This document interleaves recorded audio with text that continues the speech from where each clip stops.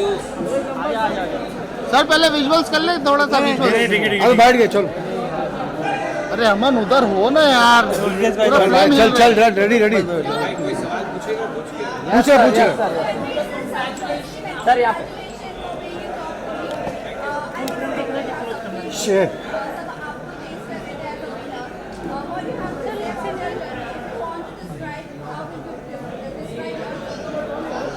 I will describe my journey as a roller coaster ride, mentally, physically, emotionally. I have done a few reality shows before this, but nothing like this. It's a very intense experience. I think it draws, it takes a heavy toll on you. Again, mentally, physically, emotionally, and it's not an easy task. It's not for the light-hearted. It's not for the क्या होता है face? What-hearted? फेंट heart Faint-hearted. It's not for the faint-hearted. I have survived, and I think I have come out stronger.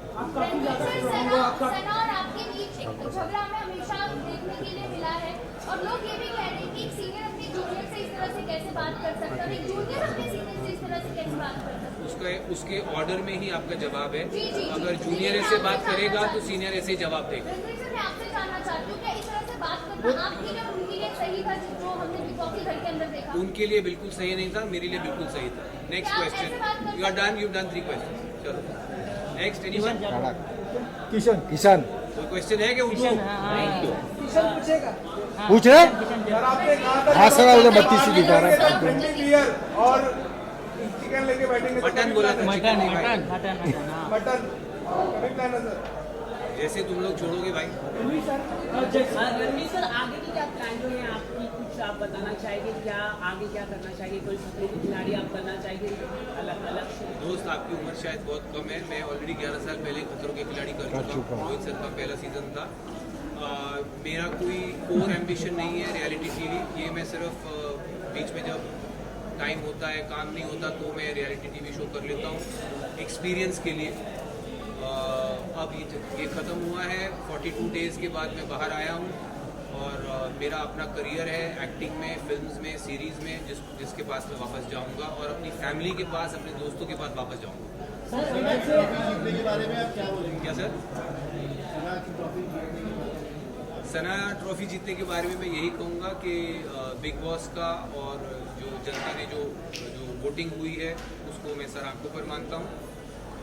हालांकि मेरे हिसाब से उनसे कहीं ज़्यादा डिजर्विंग लोग थे जीतने के। सर बिग बॉस एक रियलिटी गेम है, पर कहीं ना कहीं लोग कह रहे हैं इस बार बिग बॉस ने एक रियलिटी गेम खुद से खेल दिया, क्योंकि जिस तरह से लवकेश, अरमान मलिक जैसे लोगों घर वालों के वजह से बाहर गए ना कि वोटों के दौरान, काफी लोगों का कहना है ये अनफेयर है। इसके आपका क्या? बिल्कुल अनफेयर नहीं है। आई थिंक जो सिर्फ अगर सोशल मीडिया फॉलोइंग के बेसिस पे लोग अगर शो में रहेंगे, फिर तो इससे अच्छा है कि जिसकी सबसे ज़्यादा सोशल मीडिया फॉलोइंग है उसको सीधा ट्रॉफी दे दो। सर सना नहीं तो कौन डिजर्विंग था? जी सना नहीं तो डिजर्विंग कौन था? मैं था, अरमान था, और भी लोग थे। आपको लगता है अरमान मलिक को विनर बना के तो अच्छा मैसेज जाता?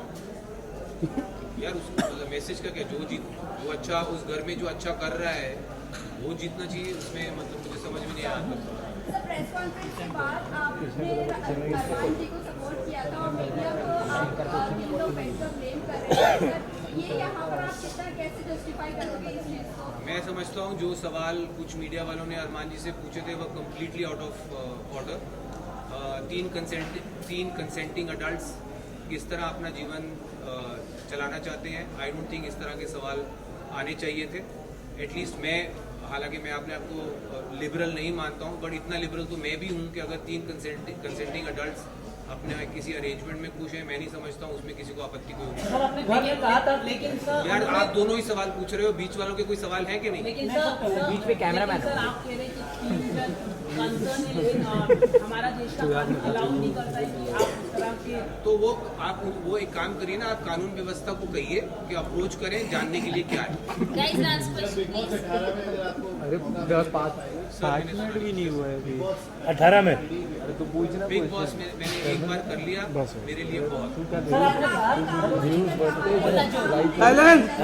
साइलेंस भाई भाई प्लीज यार। मैडम का 5वां सवाल है, ध्यान से सुनो।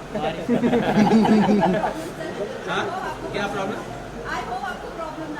मैं तो दूसरों से हैरान हूँ कि वो आपको पूछने दे रहे हैं बार बार। चलिए पूछिए। अच्छा पूछिए। ये सवाल है कि आपने काम को लेकर ज़्यादा यहाँ मम्मी ने बात की कि काम नहीं है या काम नहीं मिल रहा है। काम नहीं मिल रहा नहीं, मैंने कहा मेरे पास उस वक्त कोई काम नहीं था और जो प्रोजेक्ट्स मैंने ऑलरेडी शूट किए हुए थे वो रिलीज़ नहीं हो रहे थे, तो मेरे पास एक गैप था मेरे कैलेंडर में जहाँ पे कुछ नहीं था मेरे पास। और मेरा बेटा आउट ऑफ द कंट्री छुट्टियों पे जा रहा है, तो जो आउट ऑफ टच रहना पड़ता है फैमिली के साथ, इस वक्त में वो कर सकता है, तो इसीलिए मैंने ये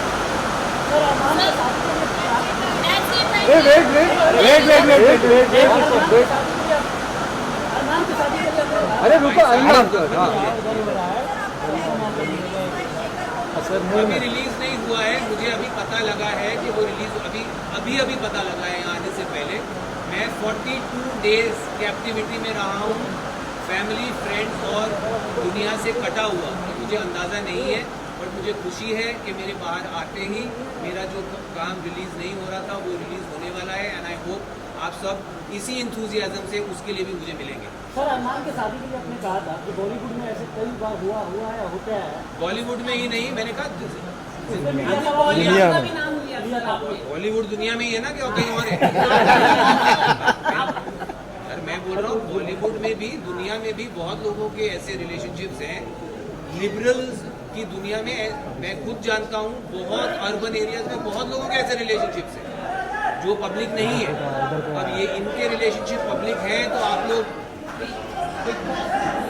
कौन सी ऐसी चीज है जो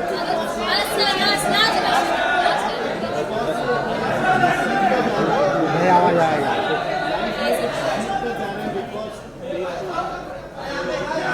आई थिंक सबसे इम्पोर्टेंट चीज जो मैं सीख के जा रहा हूँ बिग बॉस हाउस से, वो है patience. Picture Ravi bro sir picture बस रवि सर चलो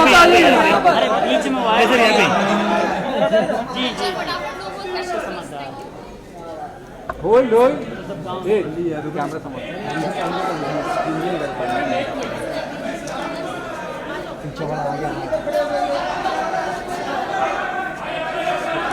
रणवीर सर लुकियो रणवीर सर ऐसा वाला। Thank you sir. मैडम अभी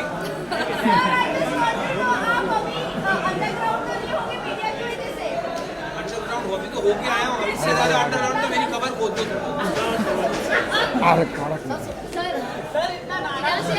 नाराज नहीं हूँ, मैं खड़ूस हूँ। यहाँ से